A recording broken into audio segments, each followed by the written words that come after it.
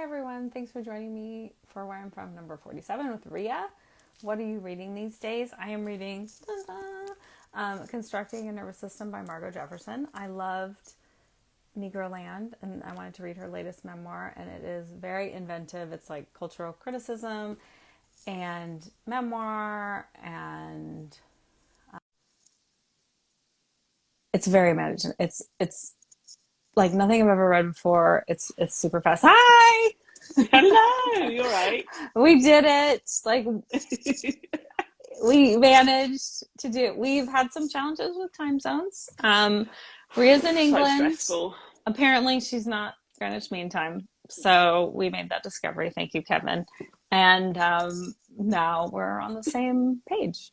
Yay, at the same time. Yeah. We've done it. How are you? I'm good, thank you. A little nervous, I'm not going to lie, but It's perfectly normal. yeah. This is Perfectly not normal. my this is not my wheelhouse. So I mean, you can have a rant too. Like if that will relax you, you can. I don't know if you saw the comments in the thing I posted about release the dongs, that they wanted a little clarification about what well, we that can definitely means. talk about that then. I said I think she means in movies, like not just like walking down the street. Definitely not just walking down the street. I'm not here for that sort of exposure. I felt fairly Equality in confident. TV, I felt fairly movies, confident knowing media. you that you didn't Yeah. mean like just what do they call it? Not nudism. They have another word for it. Naturism, I think. Naturism, yeah. Mm-hmm. I mean, that's fine in designated places Sure. where everybody's consenting. Yes, of That's course. totally fine. Yes, Don't just agreed. do that in general Yes. because, I mean, especially around me, because you won't enjoy you won't enjoy what I do to you. Okay, so I'm glad that I like made the right assumption. Yeah, I try not to make 100%. assumptions, but it was based on experience and conversations. Yes. So would you like to read your poem, or is there anything else you'd like to say beforehand or whatever? No, I guess we'll just have some chats afterwards, won't we? Okay. I'm going to try not to Okay. cry at the end, but if I Oh, do. don't, because I'm already like, When I read it to myself, I got a little choked up, so yeah, it could we'll happen. talk about the end afterwards, Spoilers. I'm guessing. Yeah. Okay. Okay, excuse me, because I am quite nervous, so I'll try and read slowly, which is not my forte, Right, as don't you'll know just if like you've heard blast me with through it. Alison. Right. Yeah, on anything. I'm blah, blah, blah, blah. So, okay. Where I'm from. I am from an 80s VHS player and Saturday morning cartoons. I am from Ice Magic and Marmite.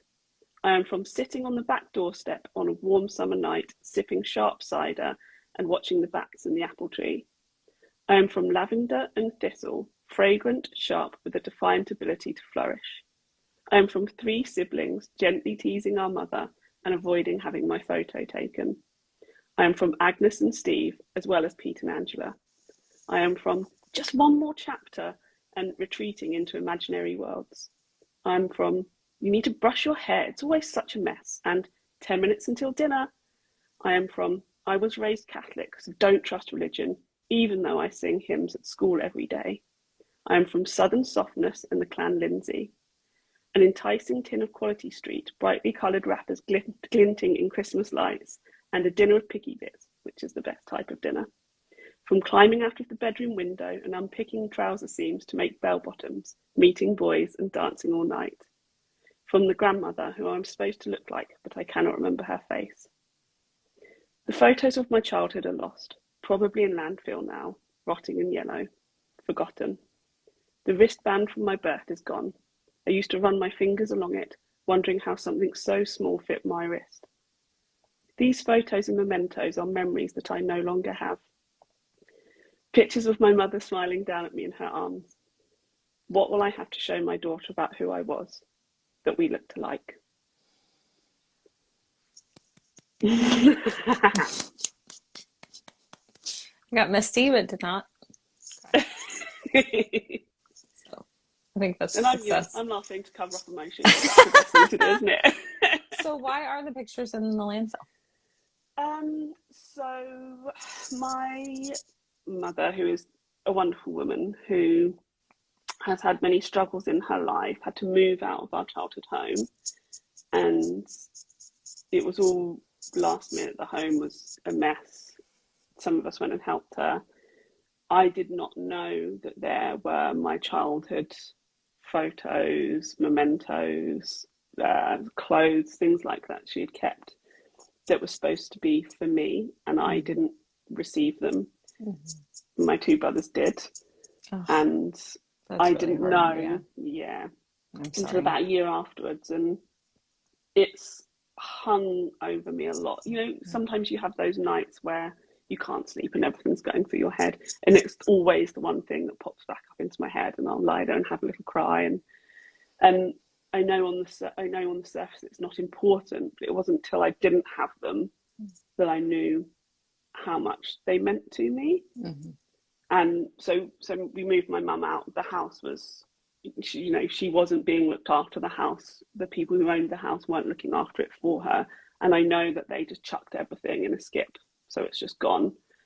And, if I'd known in the space of time from when we moved her out to like the week later when the skip was on the property, I would have broken back into that house, knocked out a window and climbed in and found those things. There's photos that I remember of me and my brother and my mum and a family we were really close with. We used to go canoeing together. I remember that photo. Mm-hmm. I remember the photos of me being born and my mum holding me. So you have a photo which you've shared, and that's only one of 4 photos that I have of my whole childhood. Nothing else.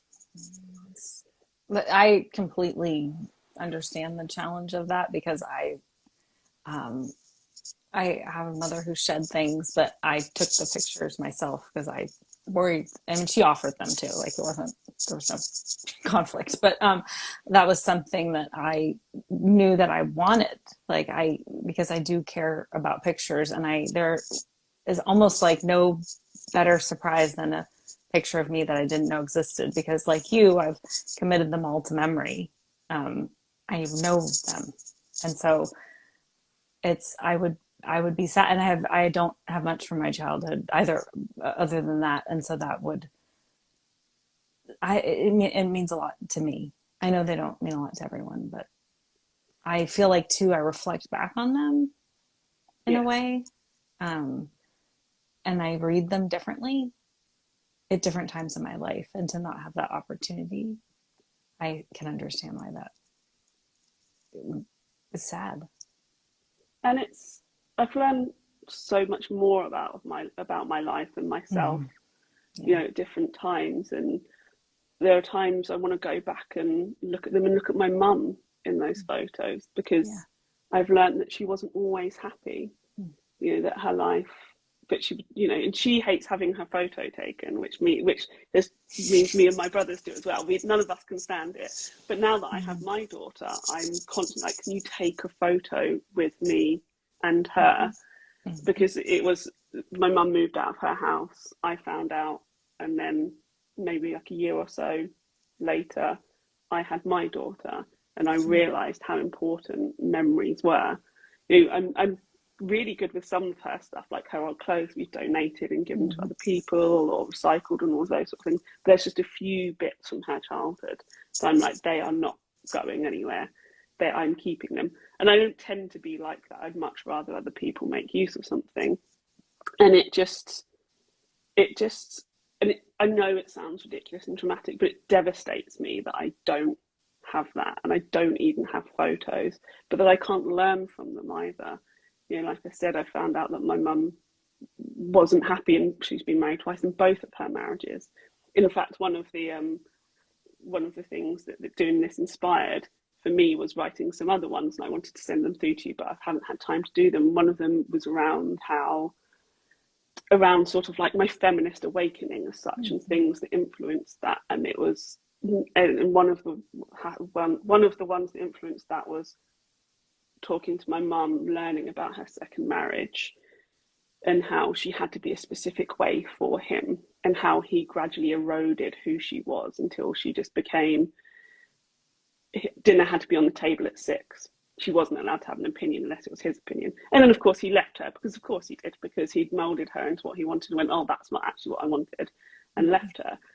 And I'd love to be able to look back at, because they married when I was 3, at that and see, who she was when they first were married and then who she was later on. And I don't even have that journey. I can't even understand that part of her through photographic evidence. I know it sounds so silly.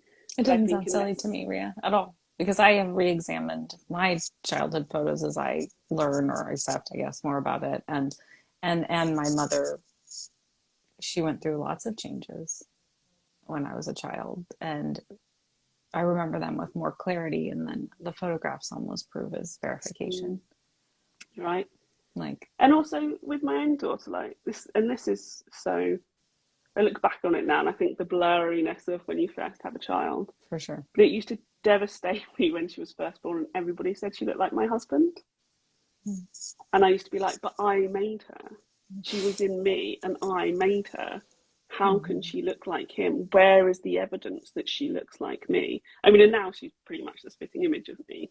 So, I feel less, I don't know if the right word is anxiety, but I can just remember being, just hearing, like, you've literally given birth, you carried your child and you've given birth, because she looks so much like Kevin. Both of my kids, people said that about, I have 2 sons, so I think that honestly skews more usually to the gender. People aren't very creative, so it's like, oh, it looks, and they do, and I mean, they look like me too. We don't look so dissimilar.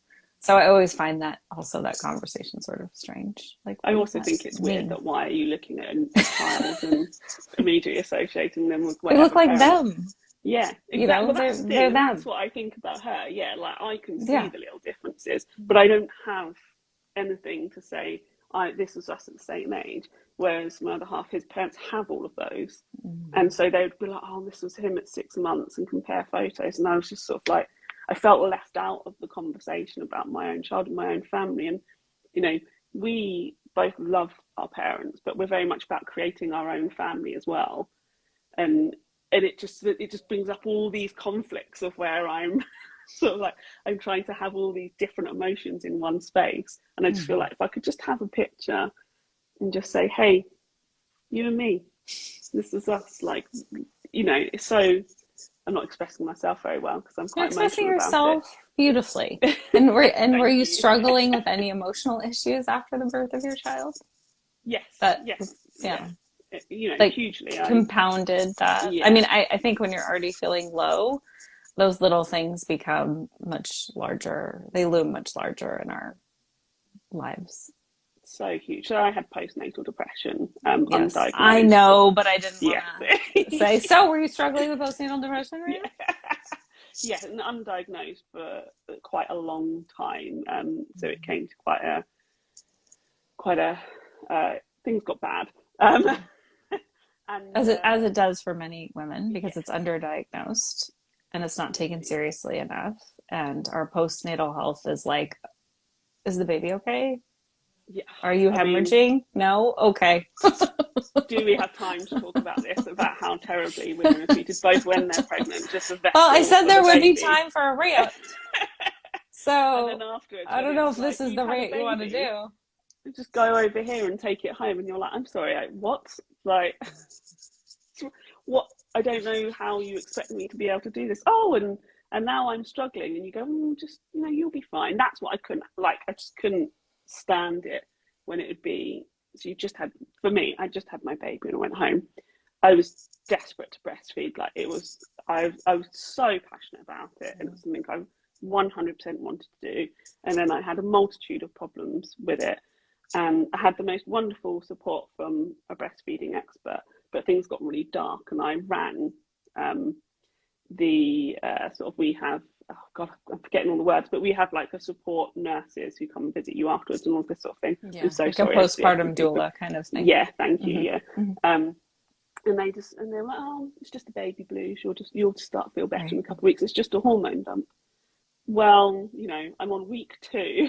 I'm crying down on the phone to you saying I'm having incredibly dark thoughts. It's not just a hormone dump, is it? But then you just get off the phone and go, oh, okay, because that's what they've said it is, because they're the experts. And sort of, it's so and then it's like, but is the baby healthy? Is the baby, have you had the baby weighed? Yeah. Well, what the thought of going to get my baby weighed and then listening to somebody lecturing me about something about breastfeeding or not breastfeeding, bottle feeding, all of this sort of bullshit, quite frankly, around just trying to survive after you have a baby. I don't really feel like it, but of course I'll go and I'll be happy. And they'll say, how are you doing? Oh, I'm great, thanks. Yeah, let's all just weigh the baby. Oh, you don't need its nappy on. Well, the baby just weed all over me like 5 minutes ago. So if you could just keep the damn nappy on, just, like, it's really not that important right now. Just trying to keep my shit together. But sure, let's worry about that. So I have a lot of, fully enough, stuff around that. But yeah, so it's, and so when she was born as well, everyone was saying about how much she looked like Kevin. Of course, wonderful. I love him. I had a baby with him. He's fantastic. Yes. But also my baby. I did all the hard work. Indeed. But as well as it went on, like as soon as she would do something, like, oh yeah, like I remember when he did that straight away. And my mum's memory isn't that fantastic anymore. So I'll say to her, do you remember how old I was when I first started calling? And she'd say no. And I was like, I bet it's in my baby book, which I no longer have.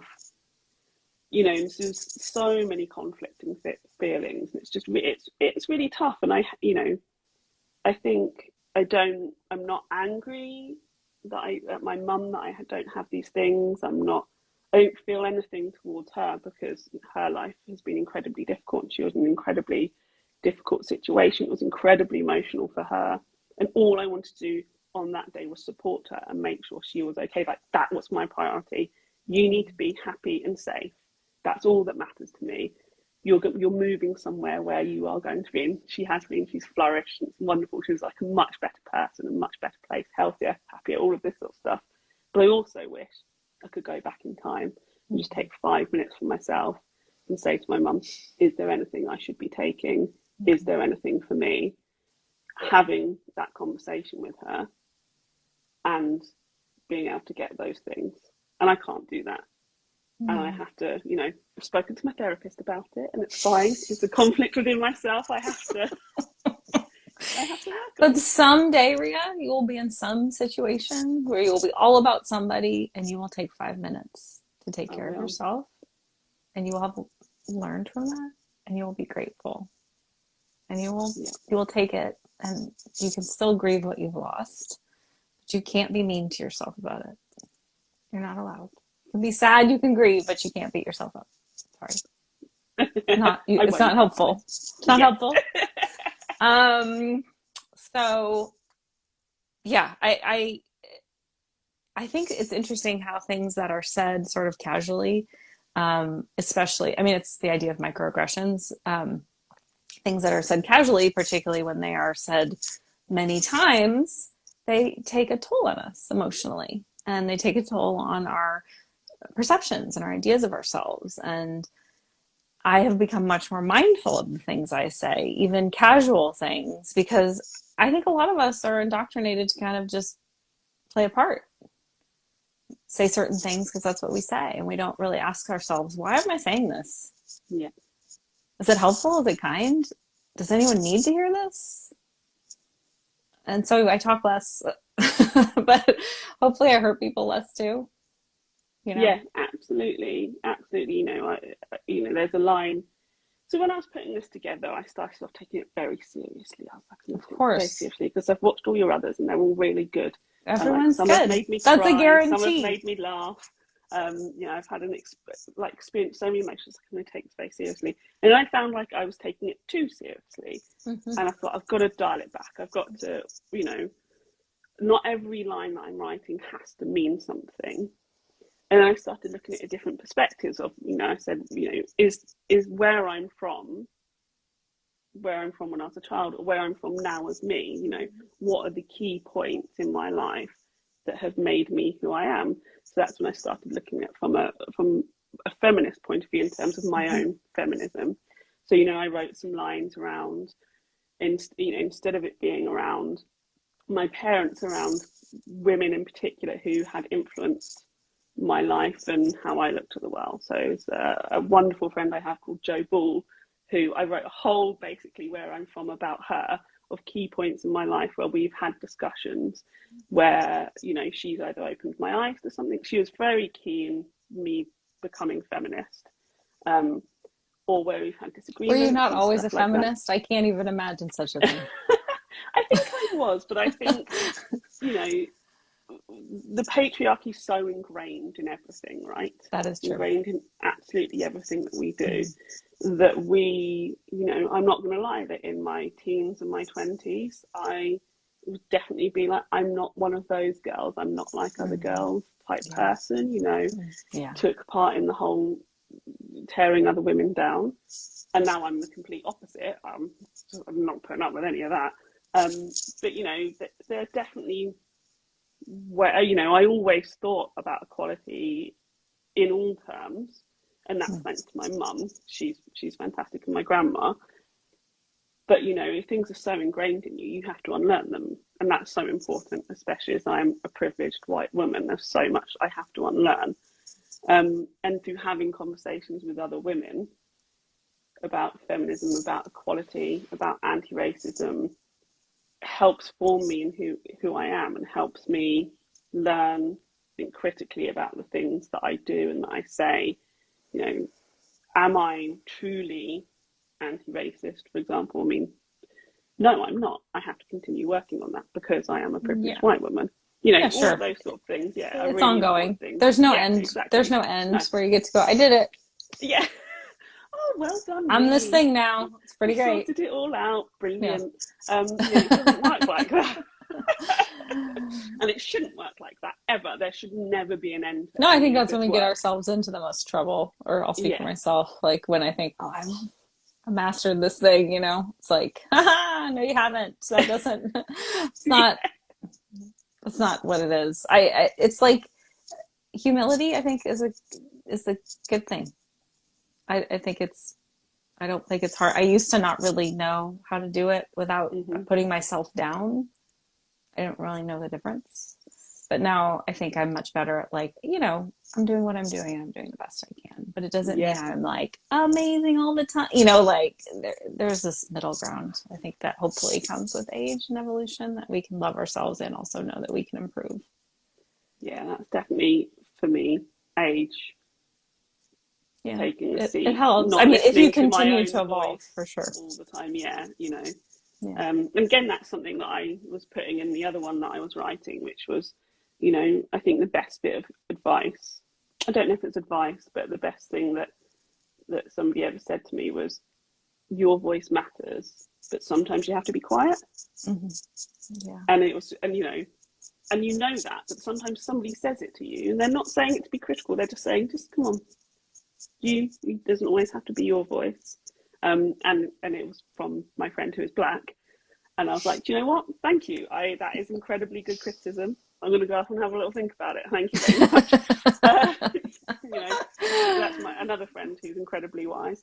And so I started writing it from that, which I absolutely loved, and it's not finished, and it's something I want to think about more. And then I started thinking about how that shaped how I raised my daughters, and I started writing one about that. And by going off on these branches, I was able to come back to the one that I wanted to share with you and be like, not everything needs to be serious. You know, not everything needs to be a revelation of my life, but there are some things that I want to share and I want to talk about, and I'm going to put them into this. And it can just be one short line, like, you know, my whole life, even now at nearly 40 years old, people tell me about straightening my hair, for example. I don't understand this people's obsession with other people's hair. I've never leave other people's hair alone. It's so bizarre. Very early on I realized that, because my hair is neither straight nor curly, it is just this. And people with curly hair want straight hair, people with straight hair want you know, it's like just like what you have. Like, it's just whatever it is. For me, I mean, if you don't like what you have and you want to change it, great. But like for me personally, and don't mind, why are you in other people's hair? I really don't. Like, I don't get it. But just like, leave people's hair alone. You know, I've been to job interviews where I've been told, straighten your hair. You know, and I think Right. well Exactly. spoken white, Right. all Right. of this sort of stuff. Like, are Right. you absolutely kidding me? I've been told, cover up your tattoos. Don't be as loud. For Don't sure I not. don't be as you. Don't be as much of you. You know, I used to love dyeing my hair crazy colours, and a man once came up to me in the street and said, you know, fat girls dye their hair red for Oh, for attention. heaven's sakes. Jesus. Bearing in mind at this time I was like in the middle of an eating disorder, so also like Uh-huh. I was So not that large at helped. all. Yeah, I was like, thanks. Don't Feeling you great. love it when people make those kinds of blanket, unsolicited? I mean, these are conversations I have a lot with my children, as we talk about the patriarchy and whatnot. But I think it's difficult. I don't know what it's like, obviously, to be Black or LGBTQ, or, I'm just white lady me and able bodied. And so I don't expect people to know what it's like to live with that sort of constant policing of my body. But you just want people to believe you. And so then I try to do that for other people, not to Yeah, question when they tell me that something's happening to them, but just to believe them. Because it's hard to really because I'm a safe person, you can bring this up with me, but like if you're with a group of other people, you might not, because you're afraid they might say, oh, Ria, she's always she's such a downer. She's, the things that are weaponized yeah, against us, because I got a lot of that. I got called feminist a lot, and not in a nice way. yeah. Um, Do you have to and keep on talking about the patriarchy? Yeah, I it's fucking always with do. you. Yeah. You're always noticing when men say or do things to you. Mm. Yeah, I Fair am enough. I do always it all the noticing that time. because I Yeah. don't like it, and Yeah. it's unsolicited. Um, and for a very long time, and it's interesting because I think some women, as they age, resent this sort of invisibility that might come with getting older. And I don't mind it. And I also don't really feel like it happens. Because there's Mhm. always older creepy dudes, like, Mhm. you know, who are willing to give me some unsolicited advice or comment on my cleavage or whatever. And so it hasn't been quite the guarantee I had hoped it would be. Oh no, now Yeah. men are going to stop bothering me. Nah. And when I was Yeah. pregnant, man, did I get a lot of attention, which I did not expect. Yeah, I Did you was like, really? I think wait, people didn't, but I was so sick the entire time were you? I'm that like if sorry, any that's person terrible. came near me, I was like, I will literally destroy you. But and I didn't have many cravings, but Mm-hmm. I had these terrible cravings for burgers, Mm-hmm. but specifically from like a brand here in the UK, um, GBK. Was it GBK? No, it was Honest Burger. So it was Honest Burger, and there's one around the corner from my work, and one. So I had a desk in the corner of the office. It was fantastic. So I just get off my work and people wouldn't disturb me because I was in the Mm-hmm. corner. But like one time I had this terrible craving and I went to Honest Burger and they said it was a 2 hour wait for a burger and I started crying. And I walked all the way back to the office and just sat in the corner of my office crying. Pregnancy is insane. And I just Two sat in the corner hours. of my What do they office crying. do? I don't They were understand. just How's there so a two busy because it's hour in the wait? city. I worked in the city, Yeah, so it's really busy. And I have to yeah, and I check that just out sat. next time I'm in London. And I just sat in the corner crying. And I can Mm. remember, like, somebody came over and they were like, "Are you okay?" And I was just like, "I just really want a burger."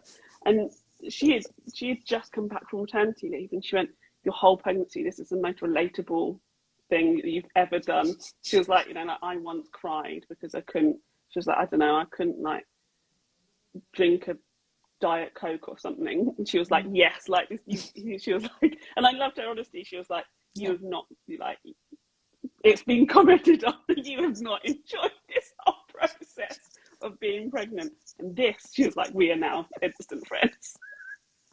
Because I was crying about this burger. It's a lot of hormones. Yeah, there's too many. It's a whole It's not lot. And right. then there's a lot of, particularly on social media, all those sort of mommy blogger, sort of mommy influencer, whatever that's Mm-hmm. called. This sort of she's glowing from the inside and she's on her seventh kid and she makes all their baby food. And I just find the whole thing I know that some women find that comforting or something. I just find it to be completely like trash. I just like it. Yeah, absolutely. I mean, I just like, I feel like it sets up such unrealistic expectations of the challenges of being fully present to another human being. Yes. And Yeah. it's not really like picture perfect ever. I think no matter who you are, even for those people, I don't think it is.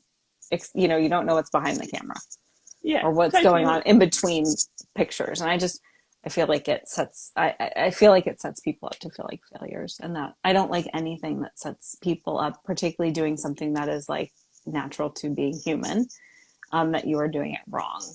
Um, Yeah. it bums me out. Oh, and it's part of my whole, it's all just part of the patriarchy, right? It's all to separate Yeah. and divide women because get Yeah, us that's why warring I didn't amongst even want to say ourselves. like it's trash, because I don't want to say like it's bad. I Because don't it's think not, you know. they're bad, but it's just like I feel like that because I'm not bashing them, but I just when I see it, I'm like, oh, this isn't like helping anyone. Absolutely. And I think for me, parenting is constantly conflicting ideas. I love my daughter more than anything in the whole world. I will burn down this entire world for her. Kevin is just like, so my other half is just like, oh my God, God forbid anybody does anything that like hurts her in, you know, in a significant way. As a parent, I feel like my role is to provide her with the support that she needs to go out and tackle the world. You know, it's not to protect her from those things, it's to provide her with all of the tools that she needs to be a hopefully happy, functioning human being. If that doesn't happen, I'll be here to support her. You know, that doesn't matter. But I will literally, like Kim was like, I dread anything happening to her. She was like, because you will destroy them. So I love her more than anything. Like literally, she is the best thing I've ever done with my life. But also, if somebody told me what my life would be after having a baby, I'm not sure it's the route I would have chosen. And I'm okay with that. And I need to understand that those two things can exist, can coexist, to be happy, to be the best person I can be for her. I'm not always the best person I can be for her because I'm a human being. All I can do is be flawed and then tell her why I'm flawed, apologize for anything, all of it, you know, all of that sort of stuff that you know. But also I can't do those things without admitting to myself that this might have not been the path I'd chosen if somebody had shown it to me. And that's fine. It means I love some of the smaller times with her more than I ever would have done. You know, sometimes in the morning she wakes up at 5:30 and I'm exhausted, but I go in and she's like, I'm so happy to see your face, mummy. And instead of going, I mean, a lot of the times I still do go, oh my God, I'm exhausted. I don't care that you want to see my face. I would There are also some do other that. times, yeah, there are other times when I go, you know what, I am exhausted. But that's pretty cool that she's like, I'm the first face that she wants to see in the morning. It So, you is know, pretty cool. it is, isn't it? And but I wouldn't be able to feel both of those things if I didn't acknowledge that being a parent's amazing, but also it kind of sucks. It's not necessarily what I would have chosen, and that's okay. No, it's So still not. burn The down the world for her. expectations are unrealistic because we Yeah, used to raise children in community and we don't anymore. And so it's there's so like you're much just put in all my on rants. us. And it's not doable. And many women then who get help feel shame about having that help. And it's just this the more honest we can all be about what we're experiencing, the better it is for everyone. And it doesn't mean you love your children any less. Like Yeah, that's not exactly. on the table. I wish everyone would sort of just even people we perceive as not good parents are really doing their best. They're really doing their best, and it's It's a the hard job. circumstances And around them. It's such a hard job, we don't and have I support, especially here. We do not have support and we do not yeah, have I a bet social safety even net. And the anxiety that comes with that. And um, the reality is, lots of times, taking care of them physically is more important than taking care of them emotionally. And so, and many times you have to absolutely. choose, and that shouldn't be a choice that anyone should have to make. So I find that many of the problems that parents have are because we have societal issues that are designed to work for wealthy people to procreate and not designed for poor people to procreate. So Absolutely. I mean, especially for you in the US. I mean, here yeah, it's it's messed up. it's slightly better, but I still think it's absolutely atrocious that uh, fathers only get 2 weeks paid paternity leave. I was incredibly lucky. Kevin had 4 months full paid paternity leave. That's And I will quite wonderful. happily say, even in the midst of postnatal depression, that was some of the best times we've ever had together. The three of us have never had 4 months together since. Like Kevin and I have never had just 4 months together, like not working, being together. And we developed a routine where we do the same things every day, and we start discovering all these local communities and things. And funny enough, there's an amazing UK artist called Mandy Wong. She's actually just released a preschool TV show called Millie and Lou, which is on YouTube. And we were just walking around our local area, and we discovered her art in a local art show. And like we have to buy this, and we found the last one that was available. So she only had like 25 or something available. We found the last one that was available, and it's in every house we've lived in. It's gone up on all, and so we bought the rest of her art. But like her art inspires us every day. MJ's seen it since, that's my daughter's name. She's seen it since she was really little, and she goes up to it and talks about one of the characters in it, and they did this, and they inspire her stories. And I'm like, if he hadn't, and it's so small, but it's such a, if he hadn't had 4 months off, there's no way we'd have done that. Because the idea of me struggling, in November, December, when she was 3 months old, in the local area, going to like this local random pavilion where they've got smart. And I would never have been brave enough to go and by myself at that time, because I was all like, is she going to be, is she going to be hungry? Is she going to cry? Is she going to eat all this sort of stuff? It's so horrendous when you first have a baby. Isn't it? Because you're like, oh my God, I'm going to go out. She's going to cry. What if she cries for 3 hours? The other day she cried for 3 hours and I couldn't stop her. What if she does that whilst I'm out? What are people going to think? What if I have to get on a bus and do this? And, you have these millions of thoughts, and I never would have done it without him. So we found this artist who has such profound impact on our family life. And it's like, just because he got 4 months paid off to, funny enough, look after his own child, which he wanted to do, which he was absolutely desperate to do. There's this assumption that men don't want to be involved in their children's life, which is absolute bullshit. Of course they do. Like, they've had these children. Give them an opportunity. Like, let them support the people they've had their babies with. It's sort of, why do we put all these pressures on women? All it does is put more pressure on women. All it does is make things harder for women. All it does is divide us more, so we can't smash the patriarchy, because we're so involved in this stuff over here without somebody taking pressures off us. It's all designed. It's all designed. It's not a conspiracy theory. The patriarchy sucks.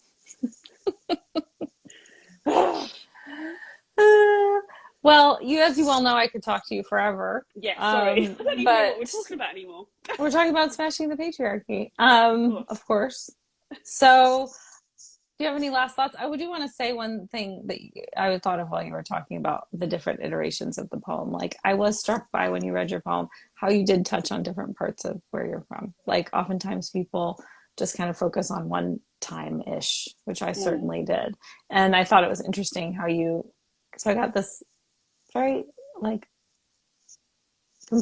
more complete sort of portrait of you in these different stages. I love the bell bottoms, ripping the seams and making bell bottoms. And I could totally imagine teen Ria doing that. And it's just, I really enjoyed the poem. I was very well behaved.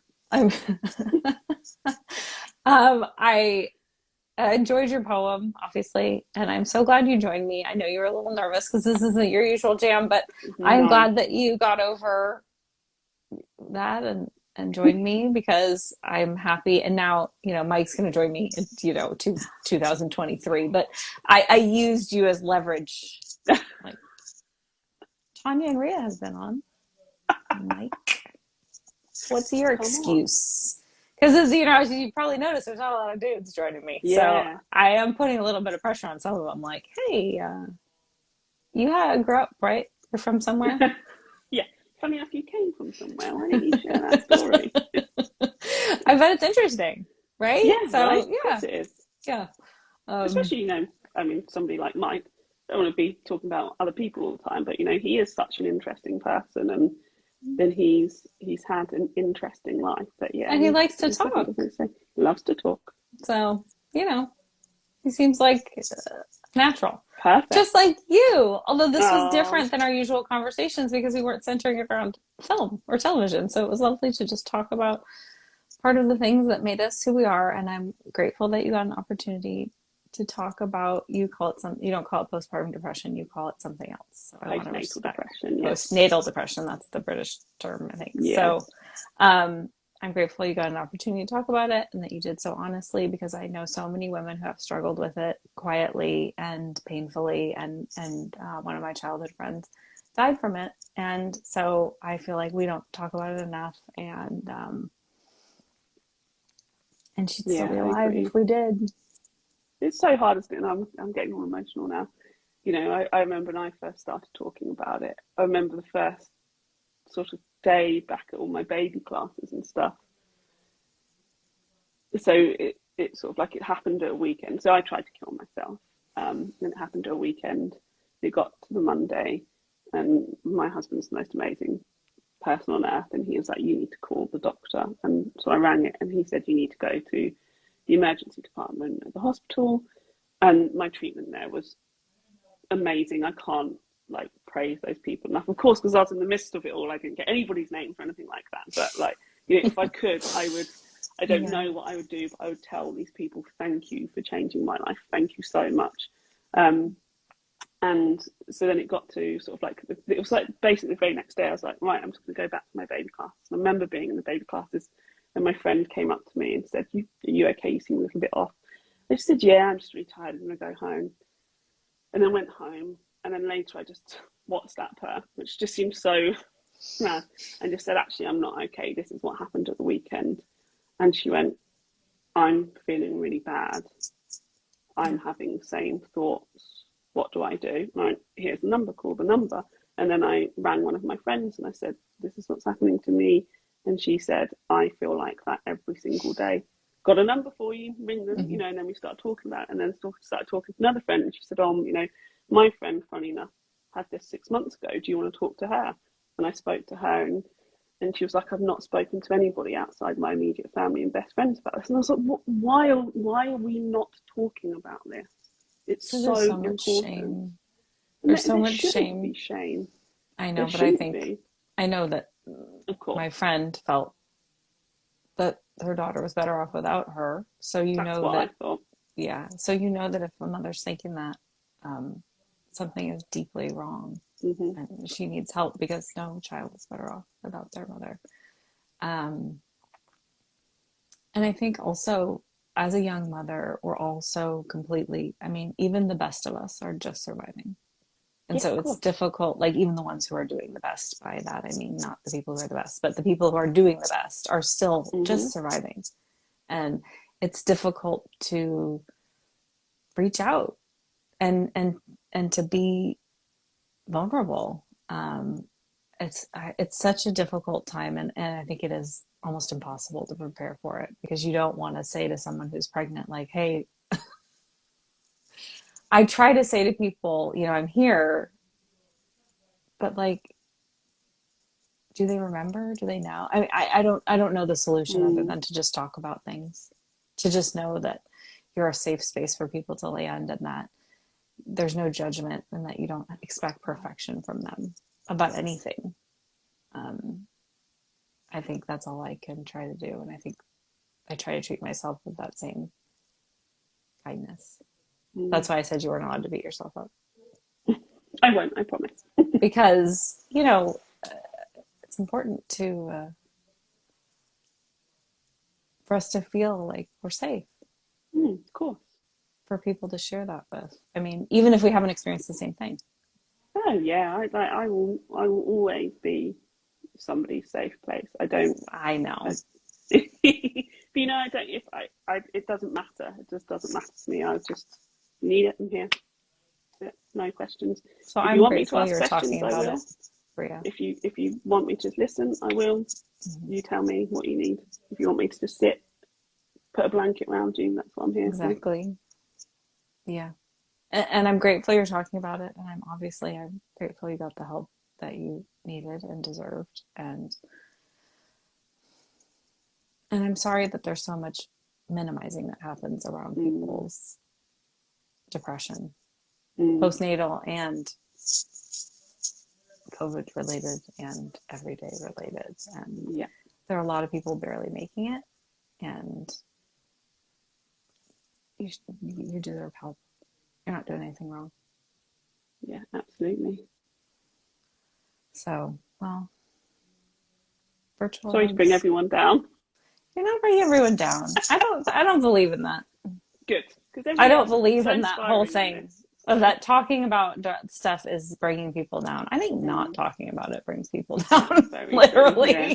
Because then you just like, go, I can't, I've got right, literally nobody to talk to about it. right. When you say to the doctor, I'm feeling like complete shit, and they say, oh, that's baby blues, that brings you down. If you talked Not a about good it, reaction. no, but it's like, everyone's like completely overworked and split in a million directions. And I think they just don't, I think a lot of people they have a lack of imagination. Yeah. It's hard for them to imagine that it's as bad as it appears. It is actually that bad. Yeah. Yeah. People don't lie about this stuff. Right. No, they never do. I've never met a person who's lying about it. It's not an experience I've ever had. No. It's harder to talk about it than it is to lie about it. Right. And even if you are lying about it and it is a cry for help, okay. Oh, fine. We don't have time like even if we're gonna assume any of that is real, rubbish. like, okay, well then they need help. We have this, so we have this whole thing over in the UK. It's died down a bit where it's, instead of going to the doctors and the GP, people are going to hospitals into accident emergency.